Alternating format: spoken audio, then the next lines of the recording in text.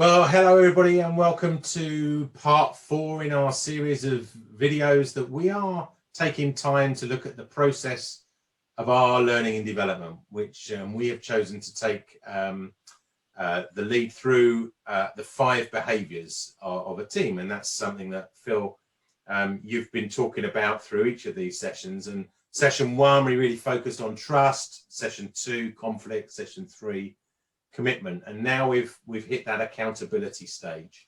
Really important. And if we've got the first 3 stages right, we know that accountability phase will be great as well.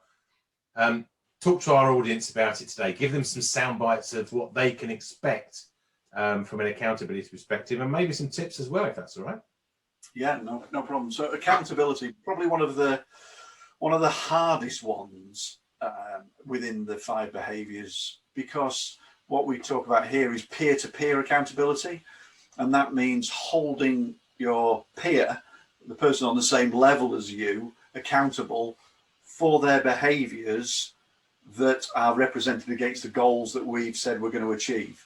So whatever their goals we've said and committed to, we've set those behaviours and standards, and now we're going to hold each other accountable if we see we aren't behaving in the right way to achieve those goals. Now that's key, but very hard to do. If you haven't got the other behaviours, impossible to do, because what you get is politics. You'll get somebody telling the boss, who then has to go and tell that person, and now we're in politics.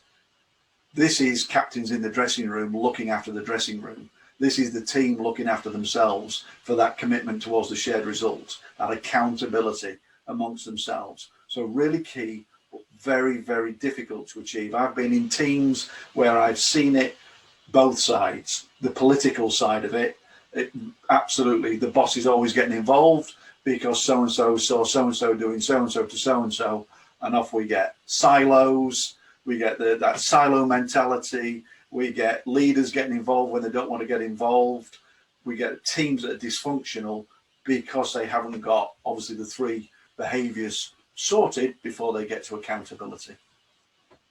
That's so important. And I remember a time when we worked together where that accountability started to work really well, where it wasn't about a hierarchical structure anymore. It was about at that peer level being able to have those difficult conversations because you'd already laid the foundations, which was really important.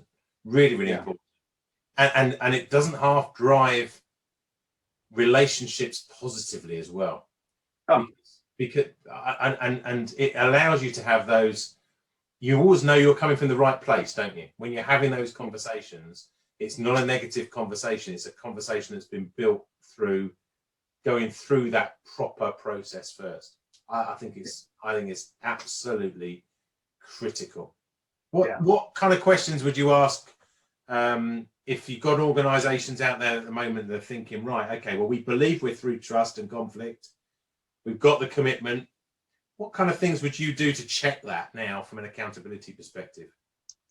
Well, I suppose it's, what do you say? So if you saw somebody that wasn't behaving in the right way, say one of your behavioural standards was being on meetings, let's say getting to meetings on time or 10 minutes before, if that's your behavioural standard, and people were coming in late, then it's who addresses that behaviour. So I would say what I would observe as a leader is making sure that the peer-to-peer accountability is there. I wouldn't have to say anything to that person if I was a leader. Their colleague would be saying to them, they would be saying, look, I know we share the same goals. I know we share the same commitment to what we want to achieve here. But what I'm seeing is your behaviour isn't matching that. Let me in, fill me in, tell me what's going on in your world to stop that from happening, because I'm sure we want to achieve that same goal.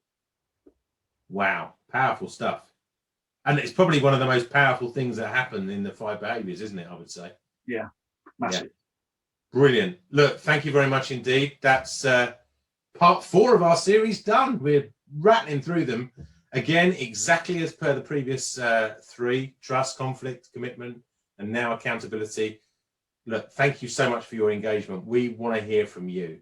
How are you finding it? Give us examples of what's happening in your world at the moment.